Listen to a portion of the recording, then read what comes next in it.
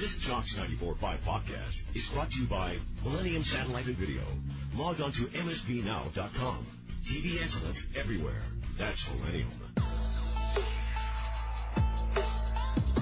McElroy and Cubelic in the morning starts now.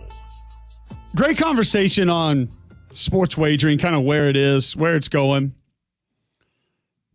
Along those lines, we have updated point spreads for week one of college football that we'll get to after we visit with Kristi Dosh, who's with us now on the Higginbotham hotline. And Kristi, there are whole new avenues of NIL that are being explored in college football. The creativity is something that we should never doubt when it comes to finding ways to exchange money in collegiate athletics.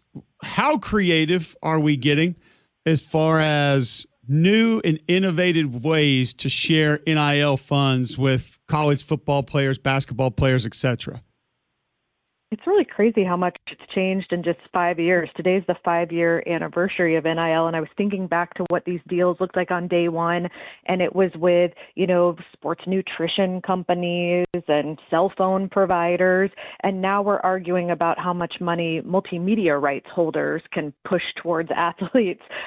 So it has changed quite a bit, and I think, this need to go above and beyond that rev share cap and to find the money from more places, donors, I think, have sort of not hit a ceiling, but we kind of know what we can expect from the donor base. So once we get past that, we've got to figure out what's the next place we can get that money from, because the budgets are only continuing to grow.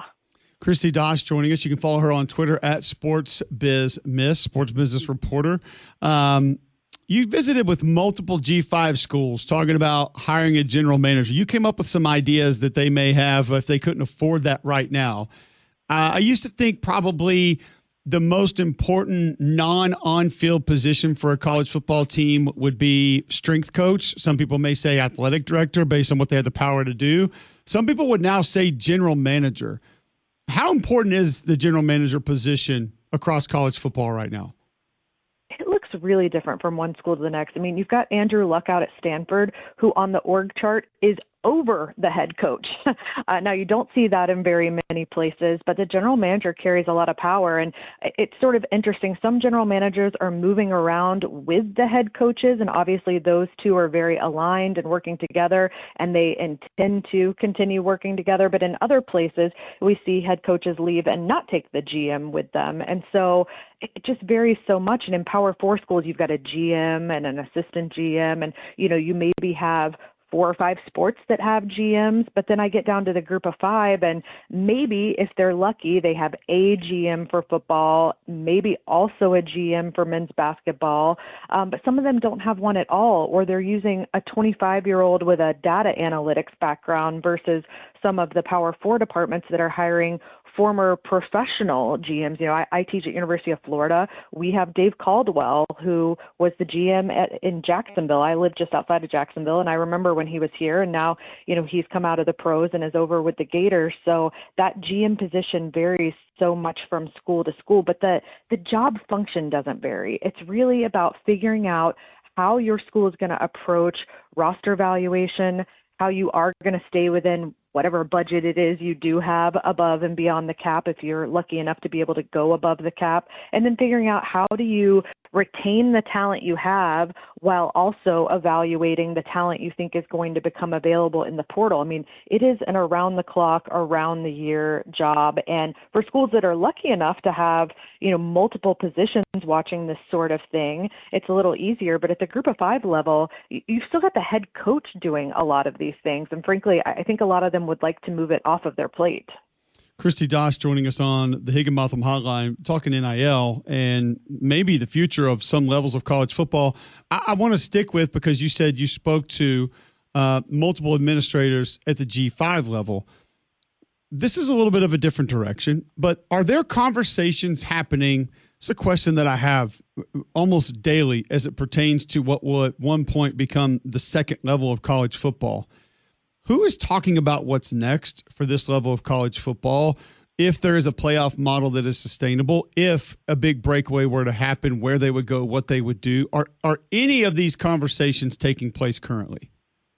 Absolutely. I've sat in rooms with coaches a lot over the past year, and there's a lot of frustration at that level. They feel like they're becoming a de facto minor league, that, yeah, they might recruit some incredible high school talent that the P4 was overlooking, but as soon as they do well on the field, they're going to get poached by those programs. And we talked a lot about how it's almost impossible to compete on the money. And so we sit in those rooms and we talk about, well, what are the other things you can compete on? How do you sell the experience at this school? How do you develop, a relationship with these players that they don't want to leave? And at the end of the day, you are going to lose most of them to money. And the coaches know that. And it's frustrating because they're having to replace enormous portions of their team every year. And it's not just football. It's happening in every sport at that level. And there is that concern that there will be some sort of breakaway and that the financial picture for Group of Five will look different if they're separated from the Power Four.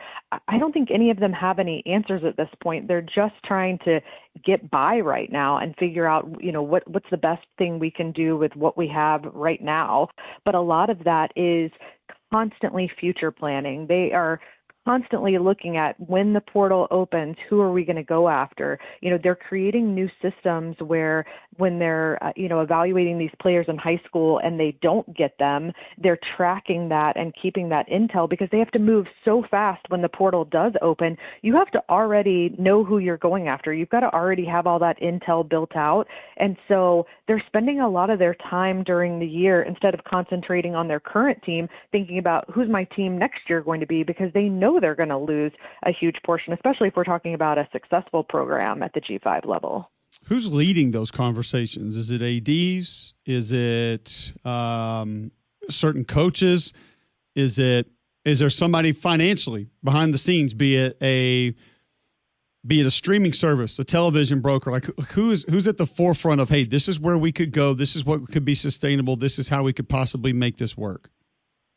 I think the ADs and the coaches have their pulse on that at some level. I've been around a lot of coaches over the past 6 months or so who are very engaged in this and sort of thinking about where this goes from here. They have a lot of concerns. I don't think they have a lot of answers to those concerns.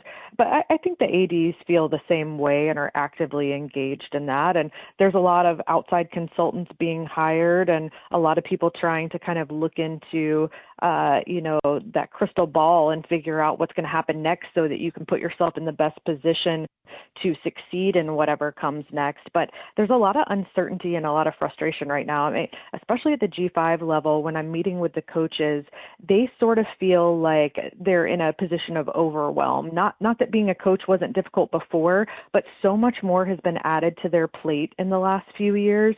And I see a lot of burnout in those rooms. And I wonder, who's going to retire early?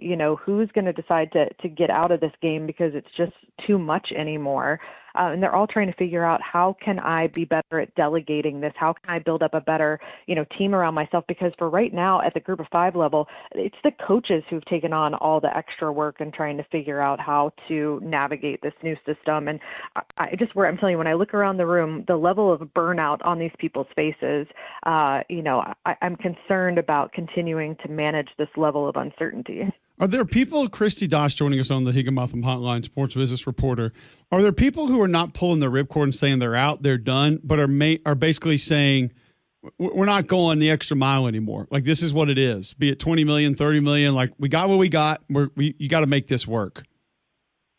No, I don't know. I think they're still trying to get creative and look for more money. I mean, I've been on some phone calls that were really positive. I had one recently where their rev share money is doubling this year. And for them, the problem is it's difficult to forecast for the future because their budget has fluctuated so much. They're nowhere near the cap. They know they aren't going to get to the cap anytime soon. It's almost easier for Power 4 programs to budget because they know they're going to hit the cap. And so you have this year, it'll be $21.3 million to play with from the athletic department. So they've got this very fixed budget. At the Group of Five level, the budget's a little more all over the place. And so they're having trouble forecasting for the future right now. But I do think they're all still pushing to get that number as high as they can get it. Yeah, absolutely. Have you sort of looked at the future of this? Like, have you sort of gotten in your forward thinking cap and said, this is where I think some of this is going to go, be it a new stream of revenue, a new way to get athletes more money, something that maybe we're not paying enough attention to that you think is going to be a real player in how NIL is shaped in the next few years? Yeah, I think the biggest conversation lately has been about the multimedia rights partners and the ability of them to make promises to incoming recruits and to transfers about the type of NIL money they'll go secure for them. For people that are not familiar with those contracts, these MMR companies were essentially giving letters to recruits and transfers that said, we will make our best efforts to get $3 million worth of NIL deals for you, but there was nothing that was already secured. But certainly athletes were making decisions based on those sort of, promises or assurances. And the courts have now said just recently in the last week or two that those have to undergo the associated entity review with the College Sports Commission. They've been turning down a lot of those deals, saying it can't just be for an unknown type of NIL deal that's coming in the future. It's got to be specific. You've already got to know who the partners are, what the athlete's going to be doing, how much money that specific deal is going to be. So they're not letting them make these sort of open-ended future promises. Now that's going to be appealed, so we don't know where that's going to go. I think that's the thing everybody's kind of waiting for right now, because the ability to go above and beyond that $21.3 million cap really depends on donors, collectives, and these outside third-party companies that are working every single day to try to find more money for these athletes so that a school can have a $40 million or a $50 million football roster. So I still think everybody's kind of searching for those outside entities they can partner with that can help them find this money for athletes. It's interesting that it's changed so much already, and it's going to continue to change, and we may not even know the entire landscape of what it's going to look like in the next year, much less 5 years. Kristi, thanks for taking some time to discuss with us some of the articles that you have up now and just kind of your opinion on where some things are going. You've had some interesting conversations, and you shared them with us today. We appreciate it. Look forward to catching up soon. Yeah, thanks for having me. Kristi Dosh joining us on the Higginbotham Hotline at SportsBizMiss. You can follow her on Twitter. We had a whole segment on gambling, so why would we not talk more about it? A couple other things that we want to reference, including some early week one lines. Are we noticing changes in how people feel about teams? A couple of those haven't changed much, but do we feel differently about those games? We'll talk about that. But speaking of game day, let's say about Game Day Men's Health. If you're lacking energy, lacking sleep, feeling on edge, Game Day Men's Health wants to help you. Here's what you do today. Go to GameDayMen'sHealth.com, sign up for the free consultation.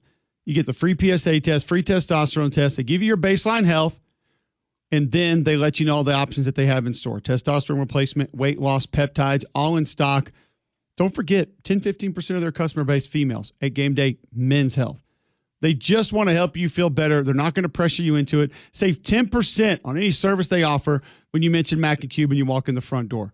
At GameDayMen'sHealth.com. Go there now. GameDayMen'sHealth.com. See what they can do for you like they've done for so many Jocks listeners. We'll talk some early season lines next right here on Jocks. Go inside Jocks 94.5 on Jocks TV. Morning Jocks, Mac and Cube, three-man front video simulcasts are presented by Bill Smith Buick GMC and Game Day Men's Health. Watch on the Jocks mobile app and YouTube by searching Jocks 94.5 TV.